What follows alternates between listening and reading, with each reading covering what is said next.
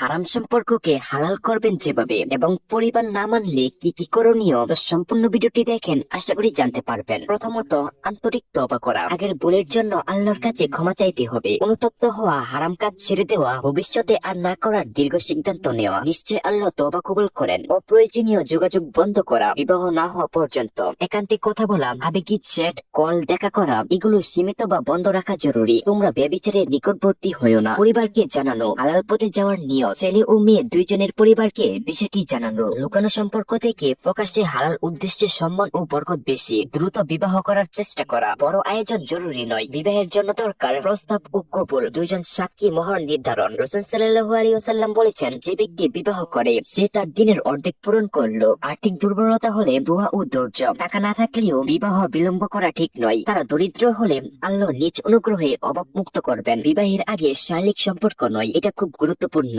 বিবাহের আগে স্পর্শ, চুমু, শারীরিক সম্পর্ক সবই হারাম। ধৈর্যই এখানে ইবাদত। নিয়মিত দোয়া ও নামাজ, বিশেষ করে সালাতুল হাজত, ইস্তেখারা, এই দোয়াটি পড়তে পারেন। রব্বানা হামলানা মিন আজওয়াজিনা ওয়া যুররিয়াতিনা কুররাতুন আইয়ুন। এর অর্থ হলো, হে আমাদের রব, আমাদের চোখের শীতলতা বানিয়ে দাও। পরিবার না মানলে করণীয় কি কি? প্রথমত, আগে নিজেকে প্রশ্ন করুন, সম্পর্কটা কি সত্যি বিবাহের উপযোগী? দিন, চরিত্র ঠিক আছে? দায়িত্ব নেওয়ার মতো মন মানসিকতা আছে? শুধু আবেগ নয় তো? যদি এইগুলা ঠিক থাকে তাহলে আল্লাহ রক্ষা করছেন। ধৈর্য ও সম্মান বজায় রেখে বোঝানো। মা বাবাকে চাপ বা ঝগড়া করে নয়, শান্তভাবে সময় দিয়ে সম্মানের সাথে। তোমাদের রব আদেশ করেছেন পিতা মাতার সাথে সদ্ব্যবহার করতে। অনেক সময় পরিবার ভয় পায়, সমাজ, ভবিষ্যৎ, দায়িত্ব এসব নিয়ে। পরিবারের আপত্তির কারণ খুঁজে বের করুন। কারণ আলাদা হলে সমাধানও আলাদা। আর্থিক সমস্যা, সময় নিয়ে প্রস্তুতি, বয়স, পড়াশোনা, অপেক্ষা করা, বংশ বা এলাকা। বিশ্বস্ত আলেম, বড় মুরব্বীকে মধ্যস্থতায় আনুন। ইমাম, আলেম, শিক্ষক বা পারিবারিক বড় কেউ। তাদের কথা অনেক সময় পরিবার গ্রহণ করে। ছেলে হলে পরিবারের অনুমতি ছাড়া বিবাহ করা সম্ভব,